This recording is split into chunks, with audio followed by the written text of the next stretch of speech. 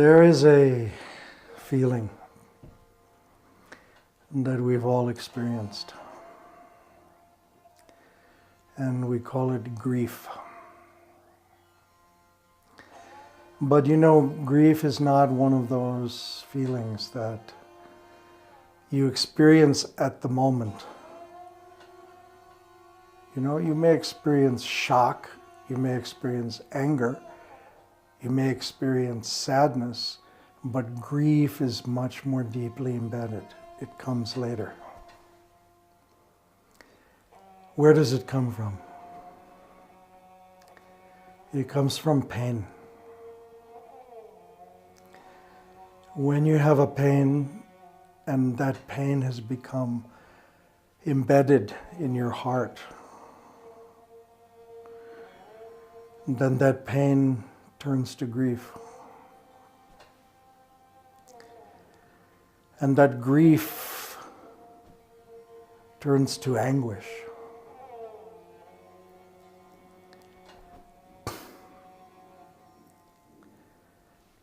This is something that happens over time.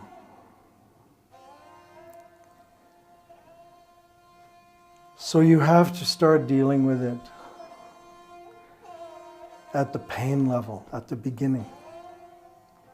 Because otherwise there's no way out. The grief comes back and comes back. It stays in your heart like a bitterness, like a stab wound through your heart. And that stab is what turns into that anguish.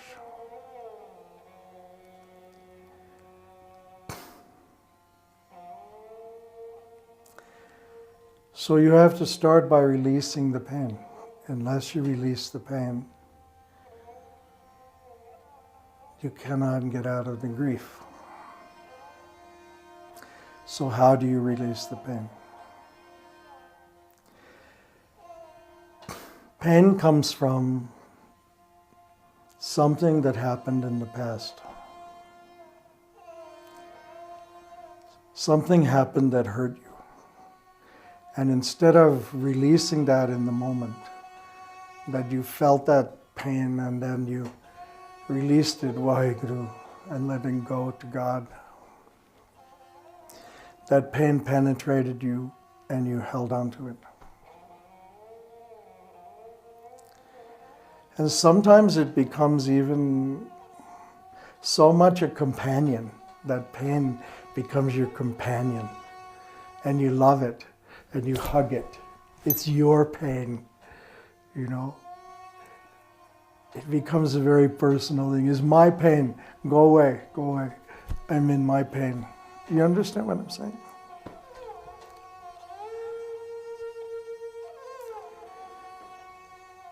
The pain comes from a thought. The thought comes from a memory.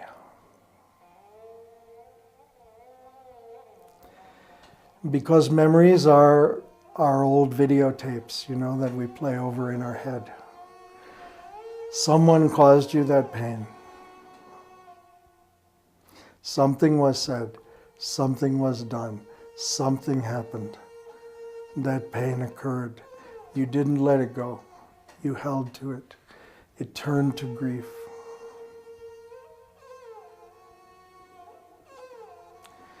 So now, if you have to deal with the pain before you deal with the grief, you have to deal with the thought before you deal with the pain. Problem is, you can't just get rid of a thought. You know, thoughts come and then they come back. And sometimes old videotapes are playing in your head and you can't just turn it off. It's not so easy. So you have to learn how to do it.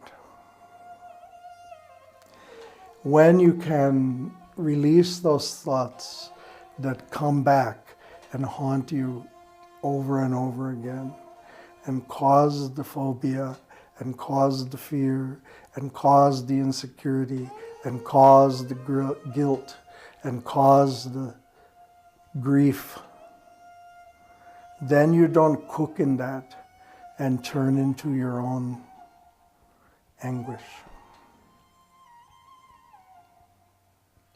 It's much easier to deal with the seed than to cut down the big tree. If you can catch it at the seed before this big thing grows, then you can clear it. But once the tree is there, you have to get to the root. You know, you can cut a tree, but if the root is not dealt with, that whole tree will come back again. You understand? Have you ever done it? That tree comes back stronger than ever. So I don't like to discuss these painful things without also giving a solution. Because, you know, we have a beautiful technology, a technology to deal with these things. So I'm going to say you may love your pain, you may even love your grief, you may find it comforting, but ultimately you are stuck in it and it doesn't let you move forwards. Because what needs to come out of that grief, what needs to come out of it is a blessing. You have to be able to take that grief, take that pain, and put it in a blessing place.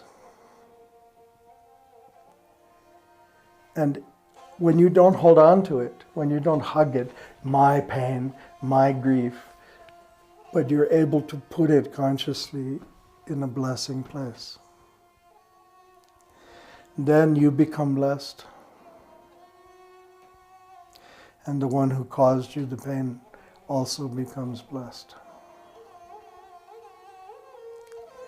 And in that blessing, the karma is released. The pain is released. The grief goes away. And you can live in your natural state, which is joyful, Chardikala. It's not a difficult thing to do. So, let's do it. If you like this video, click the like button. And if you want to see more videos like this, subscribe. You focus on your right eye and you go, wow. You focus on your left eye and you go, hey. You focus on the tip of your nose. Waheguru.